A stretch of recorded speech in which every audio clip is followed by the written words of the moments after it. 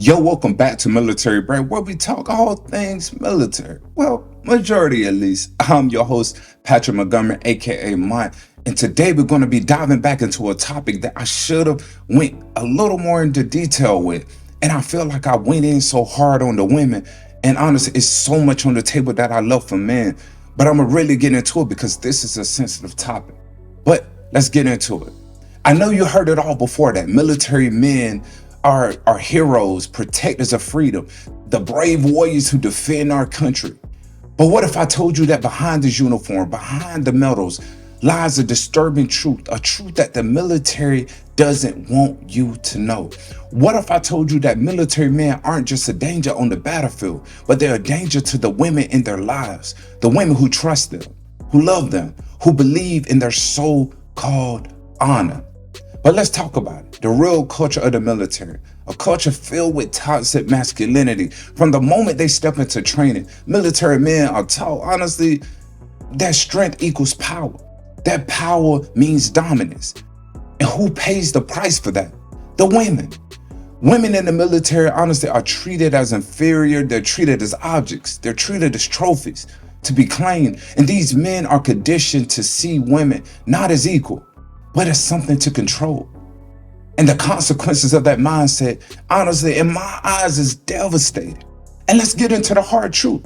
The military is a breeding ground for sexual violence. And the numbers are staggering. Every 1 in 3 women in the military will experience some kind of sexual assault during their time of service. 1 in 3. Do you know who the perpetrators are to this 1 in 3? Good guess. The men they serve alongside with. The men they're supposed to trust with their lives.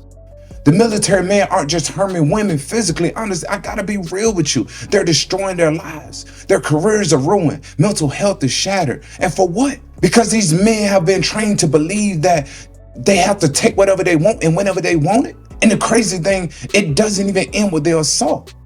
What's even more horrifying is the silence. The military covers this up. They protect their men. They brush these crimes underneath the rug, and the women are coming forward are silenced. They're shamed. They're threatened. They've been told to shut up, and their careers are over. And the men, y'all already know what happens to the men. Nothing happens. They get to move on with their life like it's just another day. But let's think about it.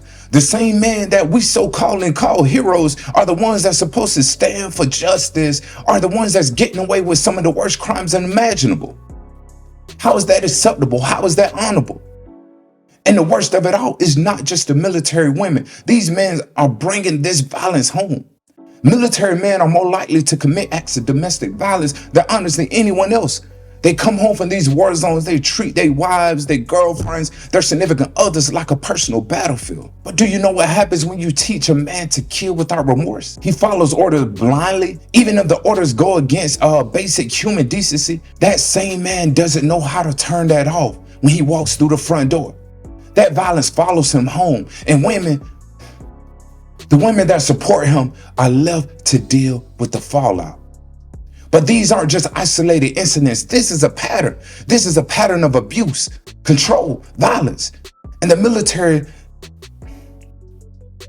man, they just look the other way. And you heard about military relationships, right?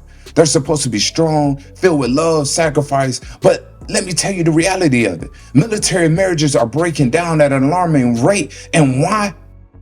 Because the men in uniform don't see the war as just their mission. They treat their relationships the same way.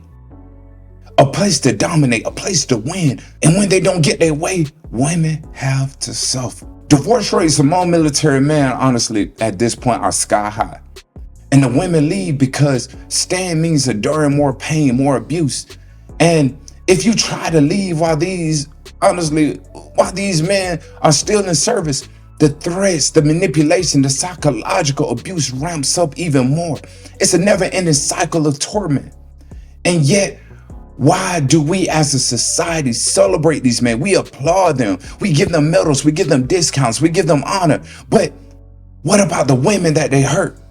What about the women who lives their life torn apart by these so-called heroes and we say nothing. And my issue behind all this, honestly, is because it's being a hypocrite. We've created a culture where military men are above the law, above accountability. They can assault, they can abuse, they can destroy the lives of women and still be called heroes. How does that make sense? But it's time to wake up. It's time to stop pretending like military men are untouchable. Because behind the flag waving, the parade of lies, here lies the truth. Where we can no longer ignore the truth that military men mistreat women at an alarming rate and they get away with it. And these are not just isolated incidents. Again, I say this is a pattern. This is a pattern of toxic masculinity, violence, control. But until we start holding men accountable, until we start holding military men accountable, we are complicit to the harm that they cause. So let me ask you this. Why are we letting military men destroy the lives of women in silence? Man, because it's time out. And enough is enough. Hey, military bread, let's eat.